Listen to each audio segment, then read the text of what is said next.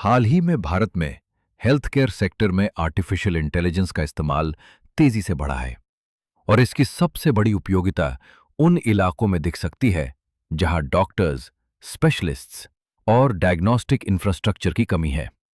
इसका मतलब ये नहीं कि एआई डॉक्टर की जगह लेगा, बल्कि ये लिमिटेड मेडिकल वर्कफोर्स की क्षमता बढ़ाने वाला एक डिजिटल टूल बन सकता है। उदाहरण के लिए, टीबी स्क्रीनिंग में एआई चेस्ट एक्सरे को एनालाइज करके सस्पिशियस केसेस को तेजी से आइडेंटिफाई कर सकता है। इससे ऐसे क्षेत्रों में भी शुरुआती स्क्रीनिंग संभव होती है जहां रेडियोलॉजिस्ट आसानी से उपलब्ध नहीं है। इसी तरह डायबिटिक रेटिनोपैथी जैसी बीमारी में एआई रेटिनल इमेजेस एनालाइज करके उन पेशेंट्स को चिन्हित कर सकता है जिन्हें स्पेशलिस्ट ट्रीटमेंट की जरूरत है। टेलीमेडिसिन में इसका स्केल और बड़ा है।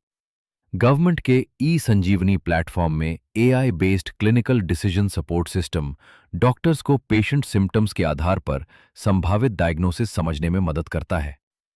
अप्रैल 2023 से नवंबर 2025 के बीच ई संजीवनी से 28 करोड़ 20 लाख कंसल्टेशंस जुड़े, जिनमें करीब 1 करोड़ 20 लाख केसेस में एआई बेस्ड डायग्नोस्टिक रिकमेंडेशंस का इस्तेमाल किया गया।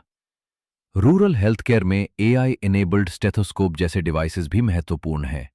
ये हार्ट और लंग साउंड्स को डिजिटली एनालाइज या रिमोटली शेयर कर सकते हैं, जिससे फ्रंटलाइन हेल्थ वर्कर्स किसी स्पेशलिस्ट से दूर बैठे भी बेहतर असेसमेंट करा सकते हैं। एआई हॉस्पिटल्स के अंदर भी वर्कलोड घटा सकता है। मेडिकल रिकॉर्ड्स तैयार करना, पेशेंट ट्रियाज, डिजीज रिस्क प्रिडिक्शन और क्लेम्स में फ्रॉड डिटेक्शन जैसे काम ऑटोमेशन से तेज किए जा सकते हैं। लेकिन यहां एक महत्वपूर्ण सीमा भी है। हेल्थ केयर एआई तभी भरोसेमंद होगा जब उसके पास quality medical data, proper clinical validation और मजबूत प्राइवेसी सेफगार्ड्स हों। जनरल पर्पस एआई चैटबॉट को वेरीफाइड मेडिकल डायग्नोस्टिक सिस्टम समझना खतरनाक हो सकता है। इसलिए इंडिया के लिए असली अपॉर्चुनिटी डॉक्टर वर्सेस एआई की नहीं, बल्कि डॉक्टर प्लस एआई की है, जहां टेक्नोलॉजी शुरुआती स्क्रीनिंग, डायग्नोसिस सपोर्ट और रिमोट हेल्थ केयर को मजबूत करे, जबकि final clinical decision trained medical professionals के हाथ में रहे।